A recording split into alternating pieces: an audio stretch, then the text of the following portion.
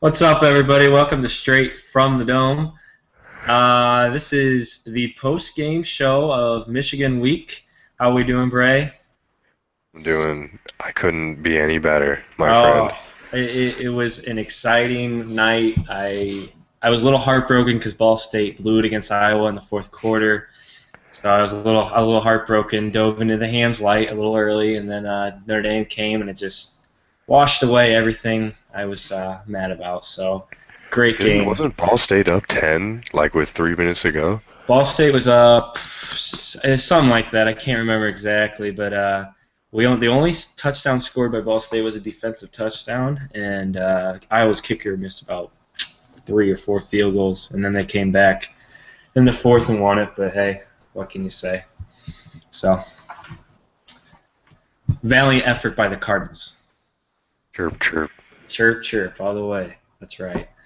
Um, but enough about that. You were at the game. You were in the stadium.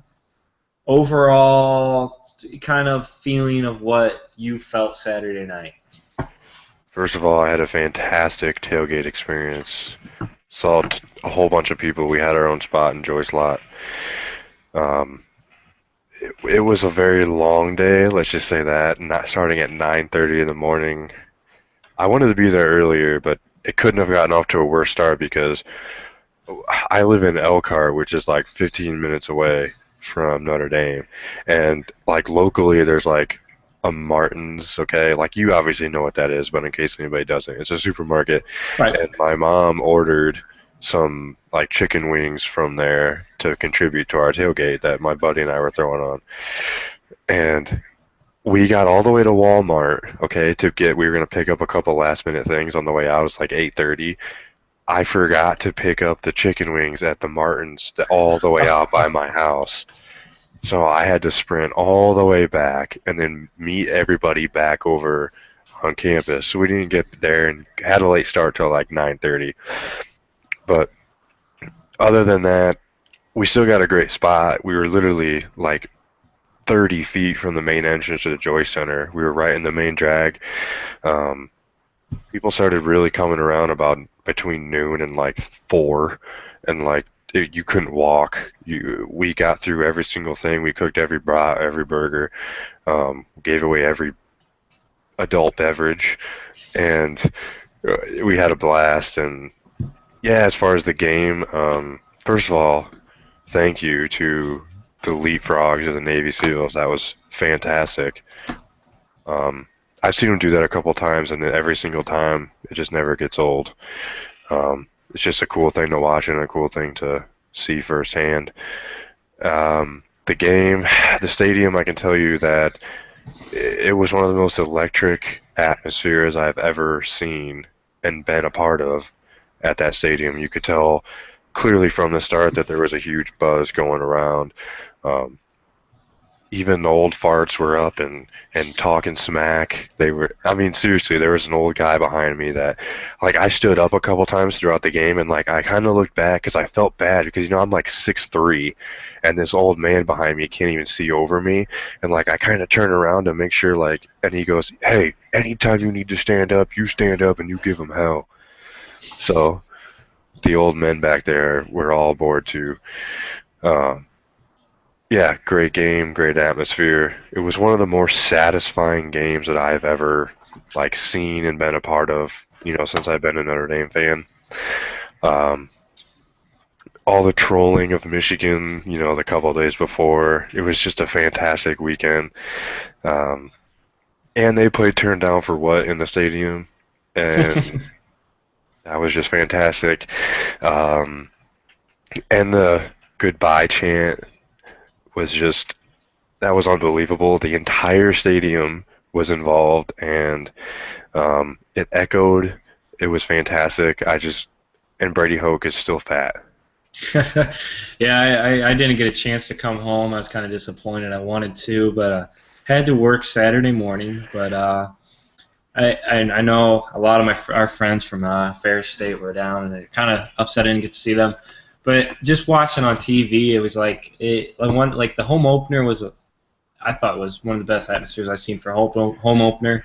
It was pretty awesome too, and it's something when you can watch a game on TV and feel the crowd through the TV, and that's kind of something I felt. And the guys I was watching with, that are in my fraternity, we were all watching. They're kind of Irish fans too, and it was pretty fun. We had a lot of fun watching it, and it was a great game to watch. I mean, you couldn't get much better as an Irish fan. So. Yeah, I rewatched the game last night, and you could, like you said, you could definitely tell through through the TV how electric the atmosphere was, and when they would show, they would show the students or they would show the crowd, like everybody was up, moving around, jumping around constantly, and it was just a fun game. It was a great game to watch and be a part of. Yeah, and it's something that I'm excited as the year goes on that hopefully we can keep this going, and hopefully it just seems there's a little something different in the air this year. But hey, first of all, I want to say a couple things. Go ahead. Your picture of George Bush in a Notre Dame shirt drinking a beer is absolutely fantastic. That just sums up the American dream right there. He just looks happy. Like I've never seen that man any more happy ever. That's right. I mean, it's George Bush. There's a pro, and he's drinking a beer, pro too, and he's wearing a Notre Dame sweater. You can't get much better than that. That's just great. Also, what's this you were telling me about your grandma? Yeah, I posted on Facebook the first link to our Straight from the Dome podcast, and old grandma, she watched, and she called me and she said, August, I gotta ask you a question. I said, okay, grandma, go ahead. I was expecting, how's college, how's moving in. No, it was, I watched your podcast. Oh, cool, grandma. You got to stop cussing on air. So I promise, grandma, if you're watching now, I'm gonna stop cussing.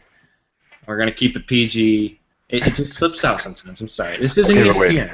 Okay, it's really not like you were like anything like crazy vulgar. No, there was just a couple slip of words there. The ASS word was maybe we caught out one time. So the ASS word. The ASS word. So I'm gonna keep it clean, and we're gonna have fun talking about the old butt whooping. What's grandma's name? Grandma Manley, Karen Manley. She's Grandma Manley? Grandma Kay? She's a sweetheart. Hey, maybe we need to have a segment. Bring Grandma Kay on every week. Once a week. That would be pretty interesting. And her trying to figure out Google Hangout, it would be worse than us trying to figure out what was going on with my mic today. I'm just going to say. It would be awful. Well, God, that was a disaster. Yeah, I don't even want to talk about that anymore. So let's move on. Let's start talking about the game, what you saw, what I saw. Let's start on the offense side of the ball. You want me to go first? Yeah, go ahead.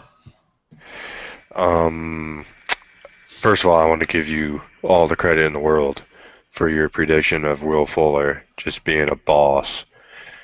You're welcome. Watching that game again, you can just clearly tell that he's taking that next step, and his route running and his break off the line, he can beat press coverage. He's got this nasty stutter step playing, and then he's 2 steps behind a defender. It's unreal. The dude has top end speed. We were like, oh, okay, Rice, he's beating Rice's corners. He made Michigan's corners look stupid. And I understand he drops a couple passes, which kind of has me concerned. Yeah, he did. Yeah, and I don't know what's going on with that. I don't know if he was nervous or what, but when he needed to make a play, he made a play, and he beat press coverage out the line of scrimmage, which was something to be concerned about because he's not the most physical of wide receivers, but he's just so fast. He's got such quick feet, just can separate so easily. And the same with Amir Carlisle. It's just that guy in the slot finally had a breakout game. It's great to see him have that breakout game. Everything that guy's been through, I feel bad for him. I've been rooting for him. It was great to see him, just have that game. 2 touchdowns. What do you have? 60-something yards, 69 yards. 7 receptions for 61 yards is what Amir Carlisle had for 2 touchdowns. It was great to see him have a great game. They were talking about on TV, said, have the game of your life, Amir. And I was like, you know what? finally Mike Mayock, you said something that was right. So it was fun to watch Amir have a good game, and like you said, I called Will Fuller kind of starting to break out of the shell and have a good year. 9 receptions for 89 yards, 1 touchdown. Like you said, he's got that the stutter move. I didn't notice it, but when you say something, it makes sense because it just seems like he's always beating this guy off the ball. And like we said, Rice, yes, he was beating Rice, but at the same time, now he's beating Michigan. So it's good to see. Also, I mean, it's just he was beating their best corner. Their best corner that was on the field. He was beating him. Well, he was definitely our number one target, and is going to continue to be. So he's going to see the best corner on every team. So. Well, and think about this. I tweeted this yesterday, I believe, or maybe today. Just imagine when we get Daniels back. If we get Daniels back, we have Daniels and him on opposite sides of the field. Right. You have Amir on the seam plus Koyak on the seam in pro size. Man, I'm telling you, our wide receivers in skill positions, that's scary. That's a scary combo. Who are you going to put on? I mean, you have to put your best corner on Daniels because either one of them is just going to break out. It's just, Exactly, and the thing to be excited about is our depth at the wide receiver position. I mean, you got pro size. You still got Corey Robinson. Corey Robinson. You're right. Corey Robinson had 1 catch, but I think the thumb might be bothering him a little bit, and that's why he's not seen as much. And I kind of said last show I want to see him more, but I have a feeling the thumb's bothering him. But either way, I mean, you gotta love what you see having 3, 4, 5 guys that can come out and make plays. Yeah, I agree, and I think the thumb, definitely I agree. The thumb, something's going on there. He feels comfortable, he says, but they have to be being somewhat precautionary with him, Right. which I don't blame them because we have people playing well at that position. So why risk that? Let him get a couple snaps a game to keep getting comfortable with it, and as time goes on, he'll get better. But man, what do you think about Chris Brown? Let down, or what's going on with him? He only had the 1 reception for 5 yards, and it was kind of it seems like he should be, like you said, he should be better. It is a letdown, but at the same time, I'm not horribly worried about it because we got 3 or 4 guys that can make plays right now. So. And see, like you said, with that, you're not worried. And when you have Fuller making plays, and if we get Daniels back making plays, and we have Amir making plays, pro size making plays, when that happens, then they kind of forget about Chris Brown, and then he has that game. Right. And the opportunities are going to present themselves for him. He's just maybe he's just not in the right place, right time, right now. It's just a little bad luck. Right, and like it's nothing to be worried about. He's gonna have that time, and when we need him to step up, hopefully he will step up. So, I got a question. What do you think about rushing wise? I'm a little worried there. I mean, we had the usual 3: Cam, McDaniel, Greg Bryant, and Folston, and none of them eclipsed. The highest mark was 25 yards, and that was by Cam. Well, I mean, when I was there live, it seemed I was a little more worried, but rewatching the game, I noticed more. I mean, they had 7 guys in the box every single play. And Brian Kelly talked about it in his press conference after. They were clearly taking away the run, and we still ran the ball 30 times. Yeah. So, and that's what you have to keep running the ball, so you're not one-dimensional. But like Brian Kelly said, if you're gonna put 7 guys in the box, we're gonna throw it all over the field, which is exactly what Everett did, and Everett looked great. So you have to keep running the ball to keep them honest, and they were putting 7, 8 guys in the box, and that's hard to run against. So I'm not really taking anything away rushing wise from this game because of that. Rice wasn't putting those guys in the box. I guess the only complaint that I kind of have from it is, it kind of goes along with how evenly the carries are spread out. It's hard, especially in a game like this when they're throwing those guys in the box like that. It's hard for a guy to get into a rhythm only getting 8 carries. And right. I don't care if it's Cam, I guess, that's getting 15. Or my point is, if you give one guy or two guys a little bit more carries, it's easier for them to get in a little bit of a rhythm. So I guess that's the only takeaway that I kind of have from that. But I'm not really concerned rushing wise because our offensive line is good and they still control the line of scrimmage. It's just hard to block 8 guys every time they put them in the box. So and we did exactly what we needed to do against it. They took it away and we capitalized through the air. Right, and I will say though, it seemed like Folston. I believe Folston started. Is that correct? I believe so. Yeah, I think so. Yeah. Folston started. I know we've been talking about Bryant starting, but it seemed like Cam was coming in on the third down, short yardage, occasionally on second, first, but more on the short yardage situations. Like I talked about earlier, that's what I wanted to see, and even punched one in. I can't remember if it was third down exactly, but he did punch one in short, so that was good to see. Once again, Greg Bryant didn't get a lot of love, but I guess if the way that things were going, it just seemed like you said, through the air was the way to go because they were taking away the runs. So I'd like to see our running backs a little bit more involved in the passing game too.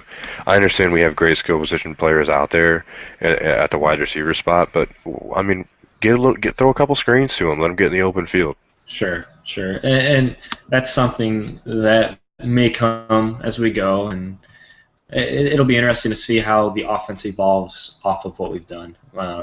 You know what I'm saying? So. But should be interesting, and but you had to love Everett again coming out 23 for 34, 226 yards, 3 touchdowns. I will say the first series out, he looked a little nervous, and they kind of pointed on TV. They put a close up on his eyes, and it was like, whoa. I don't know if it was just kind of heat of the moment, but he did look a little nervous. But he came out that second series and looked fine from there on. So. Yeah, I mean. It was the atmosphere, like I said, was so intense and so like upbeat, that maybe they were a little too hyped. I mean, sometimes that happens, and they weren't getting plays in, and I was nervous on that first possession when we called timeout on our first play, and then we're burning 2 timeouts, and then we punt, and then Michigan's kind of moving the ball, and luckily we forced them into a third down, and they ended up having to punt. So, a little nerve-wracking there to start. Momentum wasn't exactly. I guess I wouldn't say it was in Michigan's hands, but they were working their way towards. They were moving the ball. They were putting themselves in pretty good position, and they were getting Funchess involved early, and that was worrying me because we didn't really have an answer for him. Exactly, and like in the first series, I was worried as well, and I try not to get too worried anymore after the first series because it seems like we never come out and do something on that first series. It's just typical. I think it's just Notre Dame curse or something. But and then it seemed like after that we got the ball back from after Michigan when drove down the field and punched it in, and from there on we never looked back. So that was good to see. Yeah, I definitely not this year so far have we had, even our first 2 drives, I guess. I think we might have scored on our second drive, actually. I'm not sure exactly. No, we didn't, because that was a minute 50 left in the first quarter. Yeah, I think it was the third. So definitely this year, first couple drives, we kind of been slow, and I just have a question for you on that. Brian Kelly's big on, receiving that first kickoff. Mm-hmm. I mean, is that really worth it at that point? Like, why not take the ball after half when we're a little hot? Well, yeah, I guess maybe he sees something that no one else, or maybe they're not proven. Maybe he saw some in practice where they can come out hot. But I guess it's not worth it when you're coming out the first 2 series and laying an egg. But at the same time, there was a little worry with our defense going into the game with Gardner and Funchess. So maybe that worked out to our, you know what I'm saying. Maybe you want your defense to be hot in the second half as opposed to your offense. So. Yeah, I just feel like I don't want to say wasted possession, but you go 3 and out your first 3 series or 2 series against Rice, and then you get a first down against Michigan on your first series and then punt. It kind of seems like a wasted possession to me. Why not? The crowd's into it. Why not let that defense be out there first when that crowd's up and loud? Yeah, I know what you're saying, but I don't know. It's just I guess it's a coaching decision, and we don't get to make it, so we kind of got to live with it. So Yeah, there's a reason why we're sitting here talking about it and not out there. there's a reason why we're doing a podcast on Google Hangout, and Brian Kelly's making a lot more money than us. So that is true. But overall, I think offensively, we scored 31 points, so you can't complain. Everett looked good again. Rushing, we didn't look the greatest, but like you said, they were putting 7 to 8 in the box, and we were beating them off with the pass anyway. So why fix it if it ain't broke? Um, and our receivers looked good. I just everything looked good. I thought so. I do want to say, everybody who's talking about Everett in the Heisman race, I come on, but let's be real. He's not putting up Heisman numbers. He's not, and he may have, however many touchdowns to no picks or not turn the ball over, but he's not putting up 400 yards a game and 5 touchdowns and then a rushing touchdown. He's modest. He's modestly putting up. I mean, obviously Rice, great game, 5 total touchdowns. That could spark a little talk, and then okay, let's wait and see what he does against Michigan. And he played great against Michigan, but he only throws for 226 yards. He was very efficient, 23 for 34, but he only threw for 226 yards. Had 3 touchdowns, which is great. No picks, no rushing touchdowns, but those aren't Heisman numbers. So, as much as I would like him to be in that conversation, he's elite. He's good.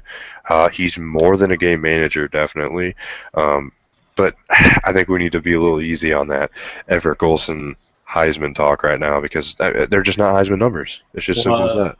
Plus, it was week 2. It's now week 3 of the college football season. You got a lot of way to go. They could come out next weekend and he could throw 5 interceptions. So I'm not even thinking about Heisman race. That's the last thing I even want to think about.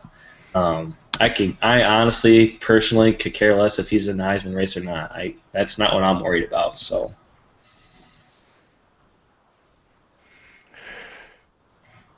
Also, special teams were fantastic. Field position, I saw a stat. Michigan's average starting field position was on their 23-yard line, and Notre Dame's was on the 43 or 44. If I remember correctly, and I can't remember the exact stat, and because it was live during the game, they said it. They didn't pass our 50 or 40, our 40, till late, and I mean late. Yeah, I know they only crossed the 50-yard line 4 times. I think that's what the stat was. I couldn't remember what it was exactly. I just remember it was something about the 50 and crossing, and it wasn't good. We'll say that much. Yeah, that's some good defense right there. Yeah, so I guess we can move on to defense side of the ball. I'll start. I was worried about our secondary going in. Against Rice, they weren't horrible, but it was something to kind of be concerned about, and Bill Beck, who was on, even said it too. And Brian Kelly talked about it in his press conference, that the communication wasn't there, and that they worked on it all week. It was there this week. It was clicking. Something was clicking back there. I'm not sure what it was, what they were doing, but it was clicking.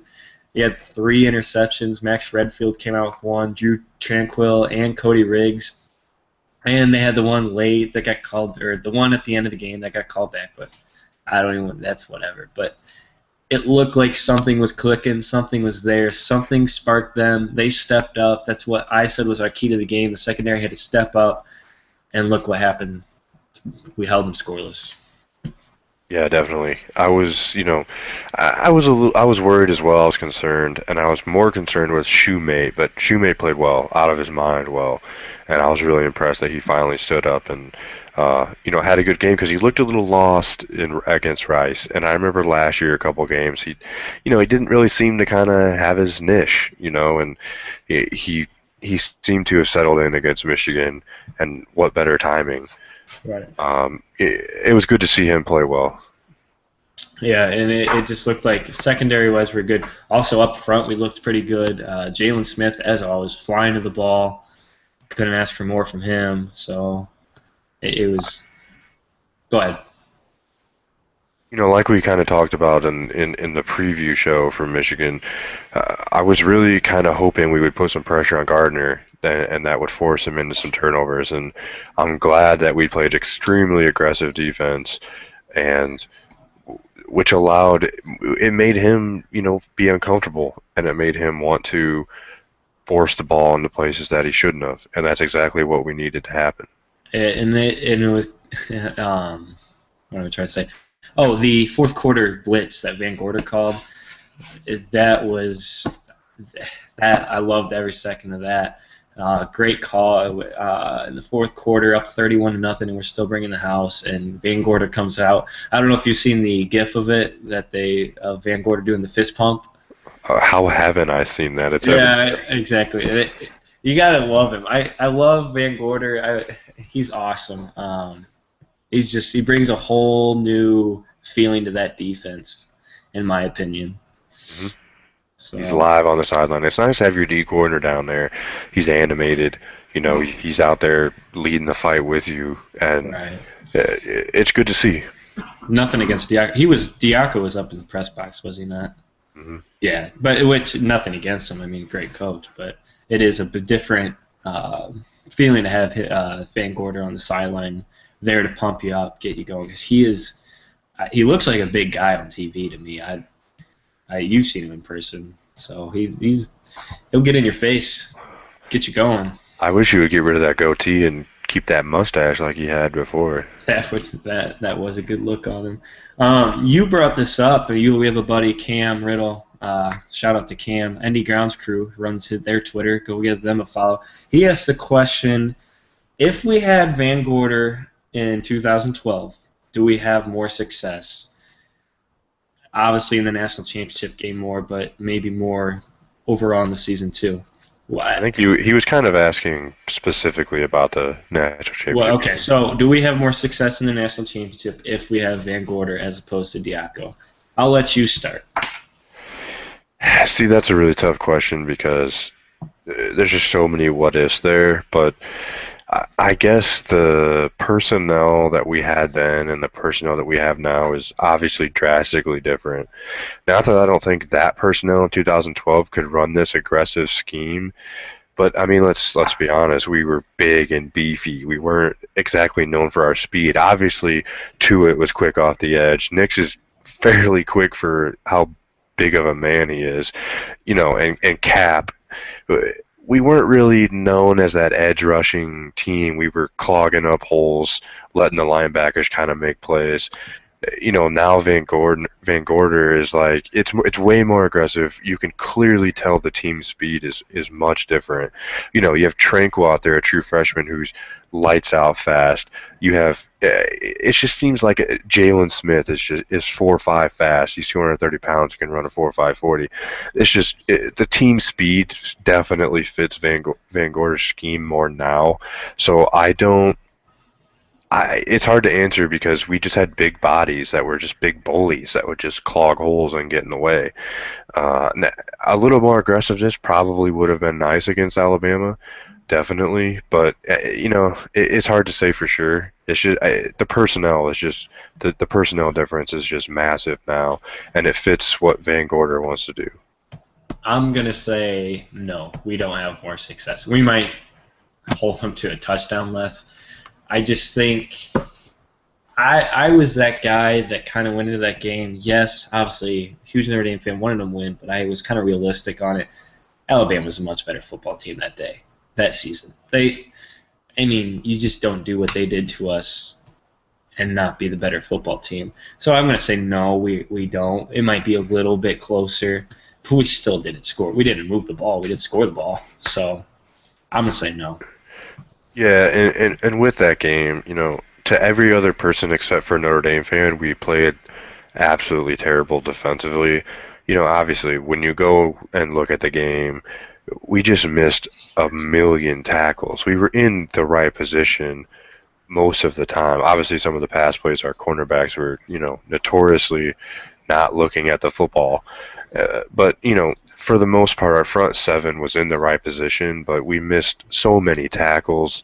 We could have played much better. No doubt Alabama was better, and not saying Notre Dame should have won or could have won, but it's hard to say, and I obviously I personally don't feel we were as bad as what it looked, but there's no doubt that they were the better football team.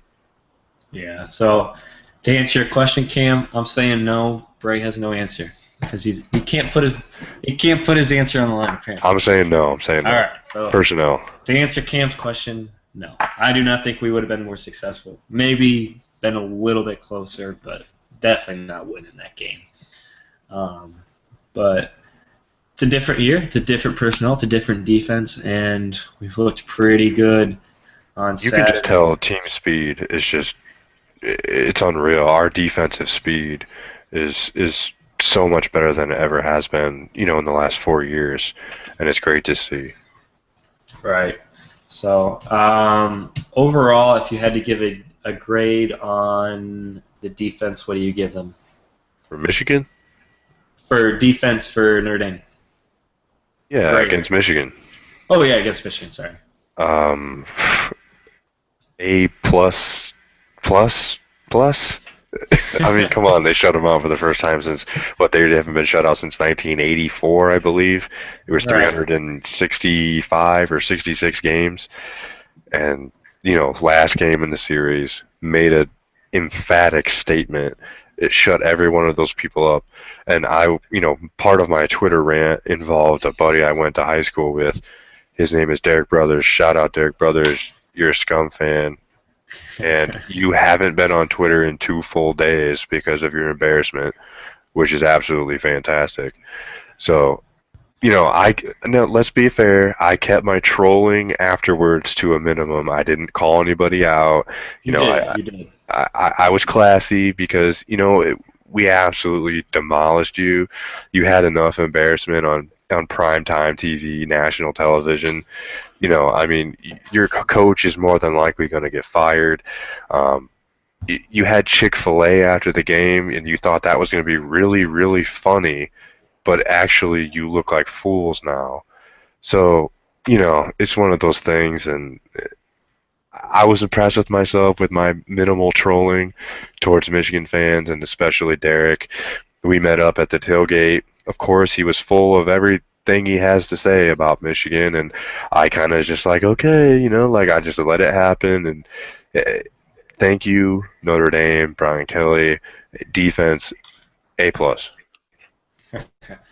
I'll give an A- just because I don't believe in A+. So what? There's always Who a doesn't mistake. believe in A+? This guy, because I've never gotten one in my life. Oh, so you don't? You don't believe they're real? I don't believe they're real until I get 100% on a test this year. I don't believe they're real. Okay. All right. Whatever. Grandma is gonna call you and tell you better get an A+ on your next exam. She probably will, or she just won't watch anymore. She probably gave up on me. Probably is not even gonna watch anymore. We've lost a viewer. Grandma Karen, right? Grandma Karen Manley, yes. Grandma Karen. Maybe we'll have her on for her. We'll get her picks every week, and then we'll also have her on for 10 minutes. She'll give you flashcards of your upcoming exams. I used to call her Grandma Pig, so we can call her Grandma Pig. Grandma Pig's Picks. Grandma Pig's Picks. Grandma Pig's Picks. I don't think she's watched an ounce of football in probably 10 years, so it'll be interesting to see what she's got to say.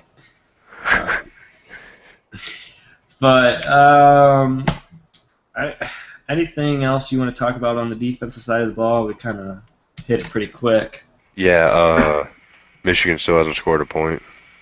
Last time I checked. They have not, and I will be watching. Who do they play this week? I haven't even looked. They play Miami, Ohio. Okay, so they play a MAC school. So I'm going to be watching that, and I'm going to be waiting for that first score. I'm going to be pretty excited for them. I'm going to cheer for them. I'm going to be a nice fan and cheer for them for that first touchdown. But after that, I hope they never score another touchdown in the history of their program. Well, That would be pretty interesting, but we Okay, don't and have to worry about it. you beat a team and you kind of want them to do well the rest of the year, so it makes you look good. You don't want nothing, no No. success there. No, I hope they lose every single game they play for the rest of time. I mean, it's just it doesn't help. It doesn't to me. It doesn't make Notre Dame look any better because we beat them 31-0. Which if they don't win a game the rest of the time, that's what we should have done. So Understandable, understandable. All right. Well, let's get our offensive and defensive MVPs then. Who you got for offense? I'm gonna go Amir Carlisle.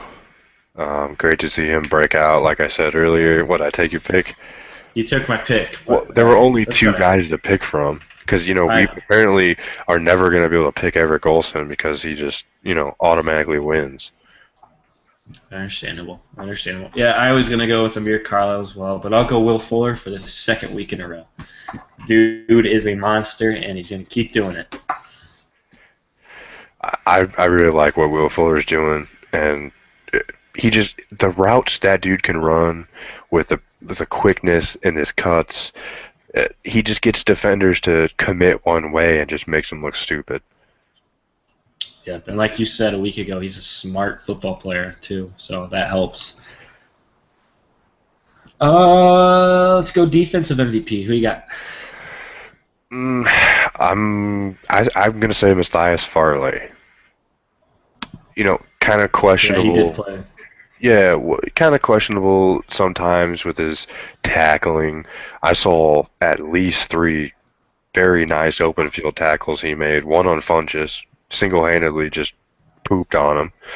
Um, uh, he played really well, and he played really well against Rice, and it's nice to see him coming on. It's just another one of those guys that's yeah, like Shoemate, maybe didn't, little struggle, and then came on at the exact right time. It's good to see him start playing well. Right. I'm gonna go Jalen Smith. I liked what I saw from him. He's just flying to the ball like always. I'm not sure how many tackles he had, and I don't really feel like looking it up. I'm not gonna lie. He just looked good, looked big, looked fast, looked strong, like always. Also, the guys that picked that had interceptions too. They looked good too. Secondary as a whole looked good. So Yeah, secondary looked good, it, definitely. 100 times better from the week before. That's for sure. Oh, we have to give credit where credit is due, Augie. Michigan outgained us. Okay, we have to. Okay, And in total yards, or yeah, absolutely, they did. They outgained us well, I by don't 9 yards. care. But I hate to tell you, but we outscored them Oh, we 31 did. to nothing. So Oh, I didn't. yards don't yards don't mean a whole lot when you're going from your own 0 to your own 50 every time. So Wait, yeah, wait. How many points did they score again? I believe it was 0. Yeah, yeah, 0. 0 was. I was listening to. I hate CBS Sports Radio, but our local station sometimes has them come in if we don't have any local guys on just talk sports. Some guy was on Sunday morning, and he just kept saying how bad the Big Ten was this weekend, and he's like, Michigan scored 0 points. Michigan scored zilch. They scored nada. Just kept saying, and I was just sitting in my car, just fist pumping and laughing. That is funny. Yeah. Oh, I want Sunday to we go. got to go on a little tour of the stadium. Did you see any Did pictures you? of that? I did see some pictures. I wondered if you did that on Saturday or Sunday, but that's pretty cool. I've actually never taken a tour of the stadium. I've never even been on the field actually. So kind of Uh, jealous of you on that. Come on, man. You got to come home. I know it's hard to come home right now. I got fall baseball. I got football. I got fraternity stuff. I got school stuff. I got Ball State games. Pretty busy man right now, so it's hard to come home. But I will come home for at least one game. I promise. It might be the last one, but I'll be there. So, I want to take a couple minutes and I want to just talk about something. I don't know if you saw this, Bray. We all know who Pat Hayden is. Used to commentate Notre Dame football. Then took the athletic director job at the old USC, University of Southern California. Did you see what happened this weekend with him and the Stanford Absolutely. game? Absolutely. If anybody did not see, he came out of the press box, came down to the sideline, got in a referee's face, and complained. I am an official, Bray. You know that. I do college baseball. That is just the most cowardice, stupidest, whiniest thing I have ever seen. There's so many words that come to my mind, but Grandma Manley would be very upset if I used them on the podcast today to describe what I feel about Pat Hayden. Pat Hayden, you are a coward. I do not like you. I don't respect you anymore. I somewhat respected you when you were commentating for Notre Dame. I almost liked you. You should be fired. You should be taken off the football selection committee and probably never allowed in college athletics again. That is bullcrap. No athletic director should do that. Athletic directors are supposed to be professional. That is not professional. That is a coach's job. And Steve Sarkisian, shame on you for letting him come on the field and do that for you. He texted him. Rant over. I'm done. I don't care if he texted him or not. I know he did text him. That's even but more that's worse. the point. Yes. That's the point. I'm caught up in my rant. It's even more worse that he texted him on the sideline. A head coach could not complain himself.